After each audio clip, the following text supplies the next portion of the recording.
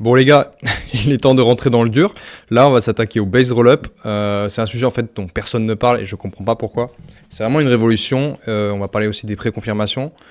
Pourquoi c'est important et je pense que vous allez apprendre plein de trucs. Par contre, je vous recommande vraiment d'avoir un petit Doliprane à côté parce que ça va casser la tête. Mais voilà, si vous suivez, vous allez être hyper content. Il y a plein de trucs à apprendre. Et en plus de ça, demain, je fais mon interview avec Spire, dont je vais parler là tout de suite. Ce qui fait justement une stack de base rollup, mais je vais en parler là tout de suite de toute façon. Bon, alors qu'est-ce que c'est qu'un base rollup? Déjà, il faut comprendre comment marche un layer 2. Un layer 2, c'est très simple, c'est un séquenceur centralisé. Alors je vais juste m'arrêter sur le terme séquenceur pour que ce soit clair pour tout le monde. Séquencer, ça veut dire créer un ordre dans les transactions. Créer tout un ordre dans les transactions et les mettre dans l'ordre adéquat selon ce que tu veux faire, de la MIV, et puis comment elles sont sorties aussi pour pas qu'il y ait de conflit évidemment. Et l'avantage des séquenceurs centralisés comme Base, comme Optimism, comme ce que tu veux, c'est qu'ils peuvent faire des préconfirmations. En clair, le séquenceur, quand tu envoies ta transaction, il va pas attendre de l'envoyer au L1, donc Ethereum, et te renvoyer à la confirmation. Non, ce qu'il va faire, c'est que tu envoies ta transaction, il va te dire « Ok, c'est reçu », bim, tu l'as bien plus tôt que sur Solana. Solana, par exemple, c'est 200 millisecondes. Sur un roll-up comme Arbitrum, je crois que c'est moins que ça. Non, je crois que Solana c'est 400 et Arbitrum c'est 200. Mais elle n'est pas finale. C'est juste une préconfirmation parce que lui, de toute façon, il va avoir tout son bundle, tout son comment on dit, toute son accumulation de transactions. Il va les mettre dans l'ordre comme il veut. Il va les séquencer. Mais il aura donné des préconfirmations à tout le monde que ce sera fait et que ce sera mis dans le bon ordre. Voilà, donc c'est l'avantage des L2 avec des séquenceurs centralisés. Évidemment, il y a plein de désavantages, mais ce sont les préconfirmations. Et si je vous explique ça, c'est parce que ça reviendra plus tard. Alors, c'est quoi un base rollup? Qu'est-ce que c'est qu'un base rollup? En clair, dans un L2 normal, avec un séquenceur centralisé, on a le sequencing et l'exécution. Donc l'exécution, c'est juste le fait d'exécuter l'interaction. Et le sequencing, c'est le fait de les ordonner avec toutes les autres. Voilà.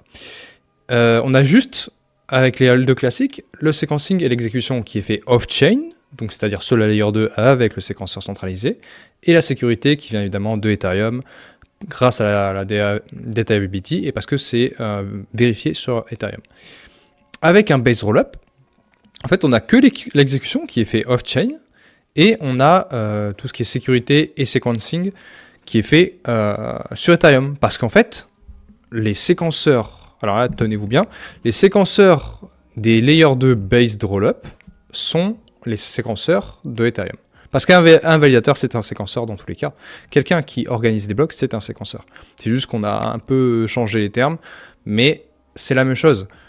Donc, on peut utiliser les validateurs de Ethereum pour valider complètement la layer 2.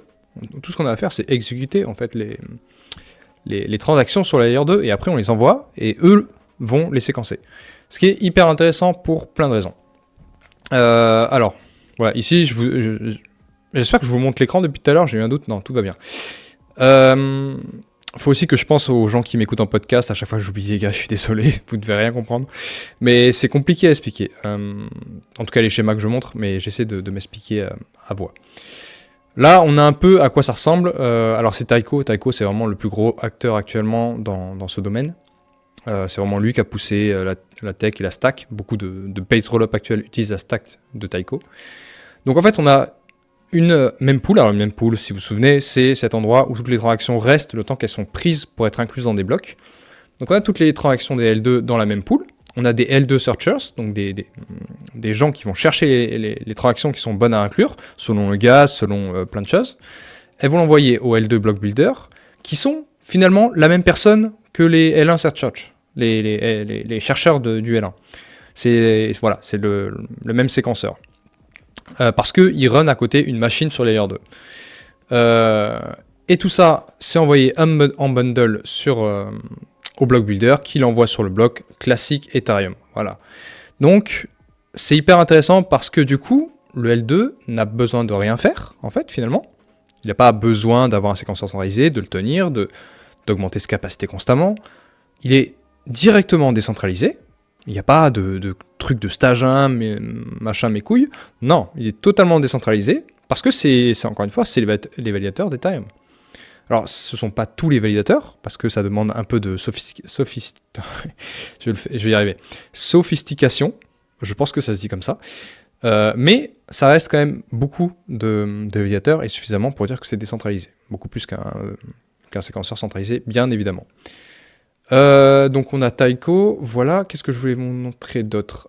Oui, les avantages, parce qu'il y a plein d'avantages. Donc, comme je disais, on a plus de sécurité, plus de décentralisation, mais on a aussi beaucoup plus de composabilité. Alors quand on dit composabilité, c'est-à-dire d'interopérabilité, mais qui est vraiment native, quoi. C'est pas l'interopérabilité comme on l'entend, j'envoie d'une L2 à l'autre par bridge. C'est vraiment beaucoup plus natif où tu peux vraiment payer avec un token sur une L2 puis sur l'autre. Parce que là, actuellement, si on a plusieurs layer 2, alors là, c'est surtout des app chain qu'on vise avec Spire Labs, mais peu importe. App chain, c'est juste une layer 2 qui est spécialisée dans une seule chose. Si on a plusieurs layer 2 qui font du base rollup, en fait, comme ils se partagent les mêmes séquenceurs, qui sont ceux d'Ethereum, bah, en fait, ils peuvent s'organiser et coopérer entre eux pour créer de l'interopérabilité plus nativement, beaucoup plus simple et beaucoup moins cher. De façon, voilà, c'est ce qu'on voudrait en fait. C'est vraiment ressentir comme si on était sur une L1. Et ça, c'est hyper intéressant. C'est vraiment ce qu'on veut. Il n'y a plus de layer 2 fragmenté. Là, vous le voyez, c'était l'état des L2 avant, où chacun était fragmenté dans son silo. Et là, voilà, on a vraiment un partage. Alors évidemment, ça va demander quelques avancées techniques, mais c'est beaucoup plus simple, parce qu'encore une fois, c'est un peu comme si Base, Optimism, Arbitrum, et puis, je sais pas, WorldChain utilisaient le même séquenceur. Ils pourraient évidemment créer de la liquidité beaucoup plus... faire bouger la liquidité beaucoup plus simplement, et on aurait un peu l'impression d'être sur la même layer 2. Ben là, c'est la même chose, sauf qu'on c'est décentralisé, on a tout ce qu'il faut sur Ethereum. Bref, c'est génial. Alors, il est où le hic dans tout ça? Parce qu'il y a évidemment un hic, ça ne peut pas être si simple. Le hic, c'est que le block time de Ethereum, vous le savez certainement, c'est 12 secondes. Et on n'a pas envie d'avoir 12 secondes d'attente sur un layer 2, quoi. C'est un peu la mort, surtout quand Arbitrum, c'est moins d'une seconde, moins de la moitié d'une seconde. Donc ça, c'est pas possible. Mais on a une avancée qui arrive, qui n'est pas encore live, qui s'appelle la préconfirmation.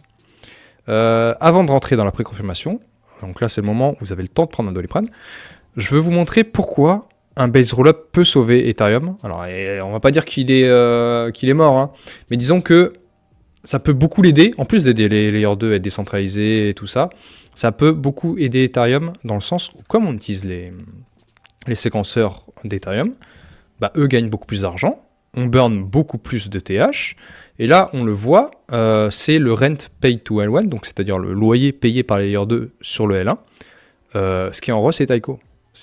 Taiko qui est le premier base rollup. Donc voilà quoi. Désolé pour les gars qui ne regardent pas, mais en clair, quand Taiko, en fait, avant que Taiko était live, c'était Linea qui bouffait le plus qui payait le plus de loyer à Ethereum, avec 50%, et le jour où Taiko a été live, il a pris 90% de tous les loyers. Il a payé, alors du coup, évidemment, ça coûte cher à Taiko, mais Taiko n'a pas besoin du coup d'avoir un séquenceur centralisé, il n'a pas besoin d'avoir tous ces problèmes. Et puis voilà, Taiko a pas forcément envie non plus de faire tout ça en fait. Il y a plein de business models, ça c'est un truc que les gens comprennent pas, et pour moi c'est comme ça que je vois les choses, après chacun le voit comme il veut, mais moi je vois les Layer 2 comme des serveurs, et tu peux potentiellement, comme je sais pas, Soneum, c'est Soneum qui est du coup la Layer 2 de Sony, qu'est-ce qu'elle s'en fout d'avoir les frais de séquenceur, les frais de séquenceur centralisés. Elle s'en fout, parce que ce qu'elle veut, c'est vendre ses produits Sony, c'est se faire une image, c'est surtout l'image qu'elle vend, et ça a beaucoup plus de valeur que, je sais pas, Base, ça gagne que dalle, hein. Base, ils doivent gagner, je sais plus, je crois que c'est 20 ou 30 000 par jour. C'est pas énorme, c'est énorme pour notre standard à nous, mais pour des grosses marques, ils s'en foutent. Et je pense que dans un futur app chain, c'est pas ça que vendront les gens. C'est vraiment l'usage derrière, c'est-à-dire les produits, la DeFi, les machins, c'est pas ce qu'ils vont gagner avec les séquenceurs. Parce que ça risque de toute façon de réduire vers zéro. Je coupe parce que je viens de me rendre compte que j'ai oublié le plus important dans la vidéo. En fait, le plus gros avantage du base rollup, et c'est fou que j'ai oublié de dire ça, c'est que comme tu bénéficies des validateurs du L1, tu bénéficies de sa liveness, donc c'est-à-dire le temps de live, le temps où elle est disponible. C'est-à-dire que Ethereum n'a jamais été out de sa vie, elle a toujours fonctionné, toujours fait des blocs, au contraire de Base par exemple, ou de Blast, parce que encore une fois, ce sont des séquenceurs centralisés. Et tout le monde pense qu'il n'y a que des avantages à ça, mais pas du tout. Enfin, pour eux, je veux dire, pas pour nous, mais pour eux. Mais pas du tout. En fait, c'est fou de dire ça comme ça aujourd'hui, mais le but de la décentralisation, c'est pour ça qu'on fait de la blockchain. C'est parce que le fait d'avoir plein d'acteurs, ça permet d'avoir un système qui est inattaquable. Parce que s'il se passe, je sais pas, il n'y a plus d'électricité dans ton pays, bah t'en as d'autres dans d'autres pays qui vont fonctionner. Donc en fait, avoir un séquenceur qui est centralisé, bah, du coup tu bénéficies pas de ça. Tu prends de gros risques parce que il faut que tu aies des chercheurs, des scientifiques, des ingénieurs, pardon, qui s'occupent de ça et qui le font progresser et qui fassent en sorte qu'il ne soit pas out. Encore une fois, Base qui est très très fort, bah, il y a un moment ils n'ont plus fait de bloc. Donc ça c'est une énorme incentive pour les base rollup à se dire, bah je laisse en fait, je laisse ce séquenceur au L1 d'Ethereum, moi je fais rien, je touche pas, je bénéficie de plein d'autres choses, tout ce que j'ai à laisser c'est ma MEV. Mais c'est hyper avantageux, et encore une fois, comme ça tu te consacres juste sur ton écosystème, ce que tu as à vendre, ce qui va vraiment te rapporter de l'argent, parce qu'encore une fois, ce que gagne un séquenceur c'est pas énorme. Et ça va probablement se réduire petit à petit en fonction de la MEV qui va commencer à descendre, et les frais aussi sur les blobs. Donc hyper intéressant le fait que voilà, c'est une sécurité sur ta liveness, parce que personne n'a envie d'avoir une layer 2 qui est out. C'est vraiment le pire sentiment. Hein. Vouloir faire un truc sur un L2, t'as un memcom qui va pumper, et puis là, Base te dit bah non, je produis plus de blocs. Voilà, je vous donne l'idée. Donc non, pour moi, il y a une très grosse incentive là-dessus, et c'est pour ça que je retourne, parce que je pense que c'était nécessaire d'en parler. Donc, je trouve que ça fait sens. Là, court terme, actuellement, peut-être pas tant que ça, mais je pense que dans le futur, ça peut être intéressant. Dans tous les cas, il y a plein de gens que ça intéresse. Hein. Vraiment, c'est un truc dont personne ne parle, mais il y a plein de gens qui sont attirés par ce concept-là. C'est juste qu'il est très early, et que tant qu'il n'y a pas les préconfirmations, on a cette limite avec les 12 secondes qui est assez chiante. Franchement, 12 secondes, c'est trop long, quoi. Sur Ethereum, ça gêne pas trop, parce qu'on a toute la sécurité, c'est la L1 principale, machin. Mais sur un L2, t'as pas envie, parce que t'as de toute façon... Même si c'est des base rollup, tu as un peu moins de sécurité, moins de networking. Voilà, donc t'as pas envie d'avoir le cul entre deux chaises, et c'est pas intéressant, quoi. Donc voilà. Pour parler des préconfirmations, je pense que je vais attendre la fin pour parler des préconfs. Je vais juste vous parler rapidement du projet de Taiko qui s'appelle Gwyneth. Voilà, Gwyneth comme l'actrice, faut pas me demander pourquoi. Qui est donc, tenez-vous bien, un BBR, un Based Booster Rollup. C'est hyper intéressant, même si le nom est à chier, je trouve. Il faut vraiment qu'il fasse un truc plus simple. Un Based Booster Rollup en clair. En clair, c'est un rollup qui va partager l'état avec le L1. Donc c'est un peu comme un Based Rollup, mais étendu, dans le sens où ça va être un partage, un peu comme un sharding, un partage d'état du L1. Et toutes les dApps, donc Uniswap, Aave, tout ça, peuvent aller se déployer là-bas sans effort. Ils n'ont pas besoin de s'adapter, tout ça, comme ça s'est fait avec Base, où ça a pris des mois. Non, là, hop, bam, tu envoies. Et en plus, tous les Base Rollup entre eux partagent exactement le même état, comme si c'était la même chaîne. Donc c'est hyper intéressant.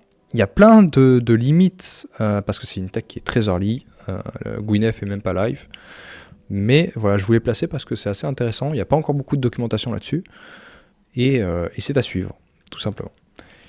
Et oui, en plus, j'avais oublié, mais ça se cale horizontalement. C'est-à-dire que plus ils ont besoin... Comme en fait, c'est plein de L2 regroupés qui travaillent ensemble, s'il y a trop de transactions, ils ont juste à envoyer une autre L2, en fait.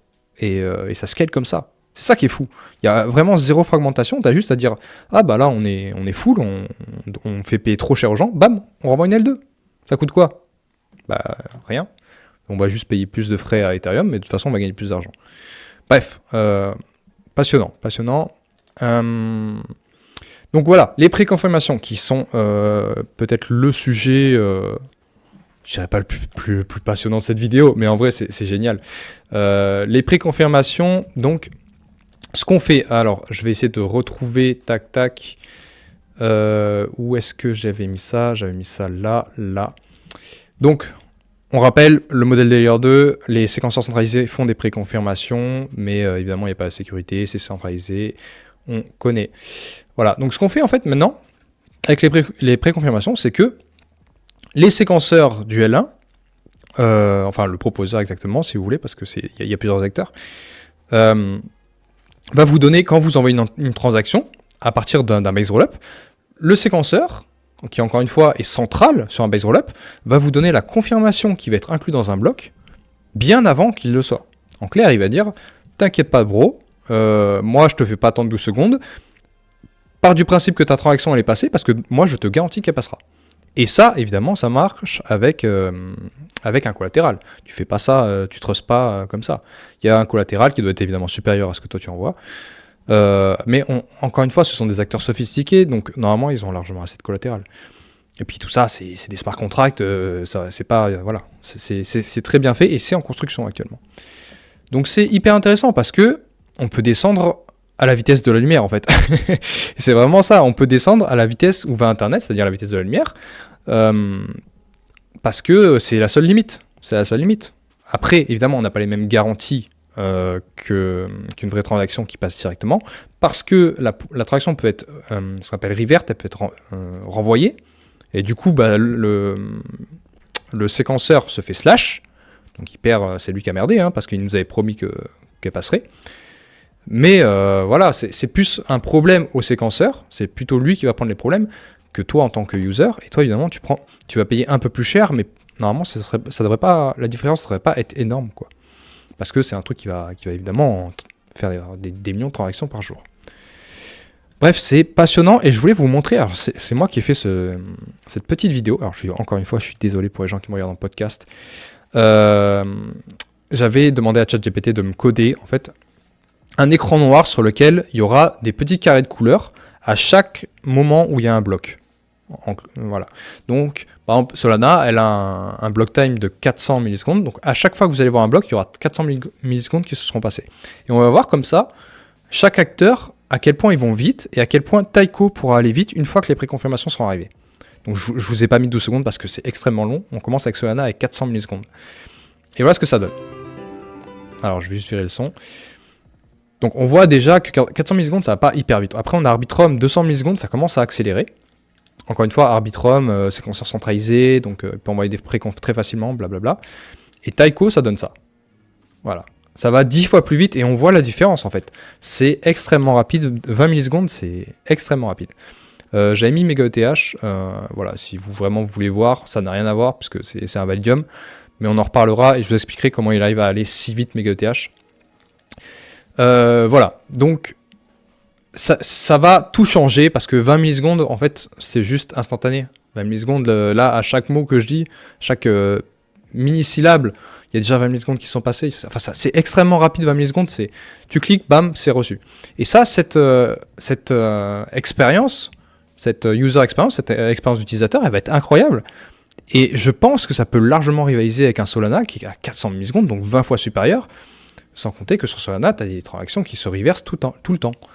Alors que là, normalement, ça devrait pas arriver. C'est des cas qui peuvent arriver, on ne sait jamais. Mais c'est pas des trucs, c'est pas 10% comme sur Solana, quoi. Donc, vraiment hyper intéressant. Et j'ai très hâte que ça arrive. Alors, on a plusieurs acteurs que je vous ai mis là.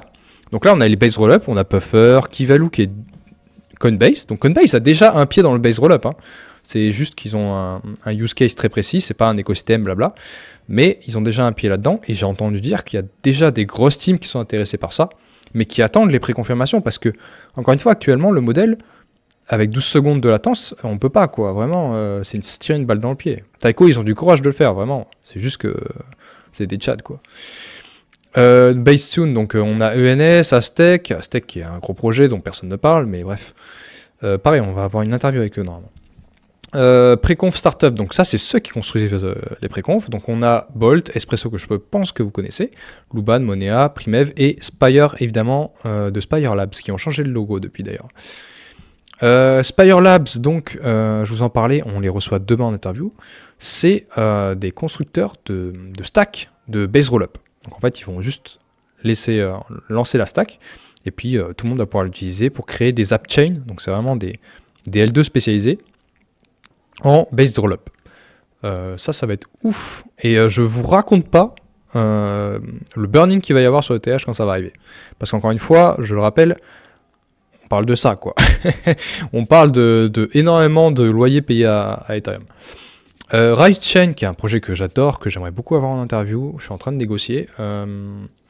100 000 transactions par seconde, 10 millisecondes de latency. Donc en fait, c'est ce qu'ils disent, c'est Web2-like, c'est-à-dire que vraiment, c'est comme si tu utilisais un site internet, c'est la rapidité d'un site internet. Et un bon.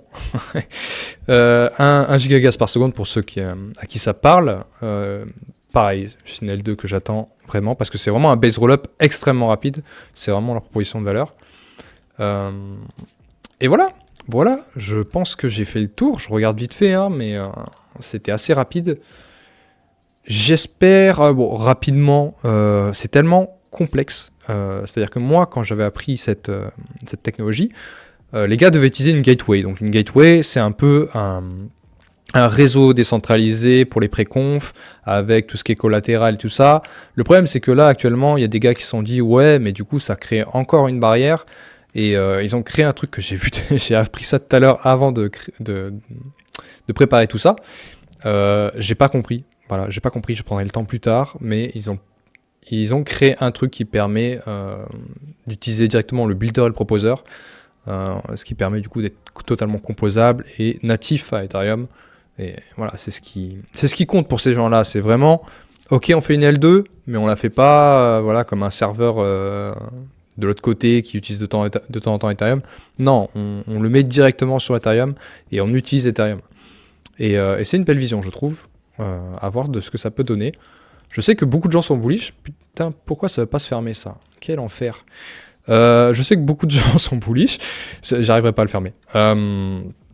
Et je comprends. Ouais, maintenant, il faut voir les teams se lancer. Mais encore une fois, il y a les incentives pour.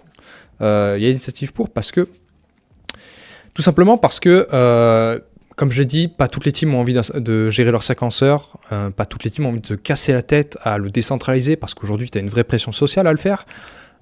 Combien de gens sont tout le temps à critiquer les R2 parce qu'ils ont un séquenceur centralisé, et ils travaillent dessus, mais c'est beaucoup de travail, c'est chiant, tu sais pas quel acteur trust, parce qu'il faut trust des acteurs pour les décentraliser. Là, tu trust Ethereum. Qui veut pas trust Ethereum? Donc ça fait sens. Le seul truc, c'est que du coup, tu abandonnes ta MEV. Donc la MEV, j'avais fait tout un épisode là-dessus. Mais moi, je fais partie des gens qui pensent que la MEV, de toute façon, va aller à zéro. C'est aussi le take de Justin Drake. C'est pas pour rien que j'ai ce take, hein, je ne l'ai pas inventé moi-même. Parce que on a tendance actuellement à build des applications qui vont commencer à capturer eux-mêmes la MEV, et c'est ça qui va incentiver les meilleurs développeurs. Et on parle toujours d'incentive, de motivation. Il n'y a pas de mot adéquat en français, mais bref. En blockchain, parce que elle est là, la puissance. Donc, en fait, à partir du moment où les applications vont pouvoir récupérer cette MEV sur des L2 spécialisés, genre les Based Rollup, justement, plutôt que sur Base, alors c'est compliqué parce que je dis Based et Base, on va prendre Optimism. Plutôt que sur Optimism, qui n'est pas Based du coup, et qui capture la MEV, et qui la redonne pas aux applications à qui c'est d'origine, quoi. C'est à eux que ça revient normalement. Donc en fait, les applications perdent de l'argent sur Optimism et en gagnent sur les base rollup. Donc ils sont incentivés à bas. Alors évidemment, c'est pas le seul truc qui va les incentiver, c'est aussi vision. Est-ce qu'ils pensent que ça va être durable, que leur application va être vue par beaucoup de gens? Donc il y a aussi un côté hype et tout. Mais il y a une incentive financière à utiliser les base rollup pour les meilleurs développeurs qui veulent faire le plus de revenus grâce à leurs dApps. Donc je pense que ça peut payer, en plus de, encore une fois, la composabilité, la préconfirmation, parce qu'encore une fois, tu es beaucoup plus rapide avec un base rollup en préconfirmation que n'importe quel L2 ou même des L1. C'est vraiment une innovation monstrueuse, et c'est pour ça que je voulais en parler. Voilà, je pense que j'ai fait le tour. J'espère que je ne vous ai pas perdu, les gars. Et sinon, vous connaissez la rengaine. J'ai un Discord, vous pouvez me poser la question là-bas. Sinon, je suis sur X. Tous les liens sont dans la description, comme d'habitude. Et gros bisous, à la prochaine. J'essaie de trouver un sujet un peu moins dur. On va y aller mollo mollo. Mais voilà, j'avais vraiment envie d'en parler, surtout que je reçois Spire demain. Et du coup, je vous partagerai aussi cette interview avec Decrypted. Allez, ciao ciao, faites attention à vous.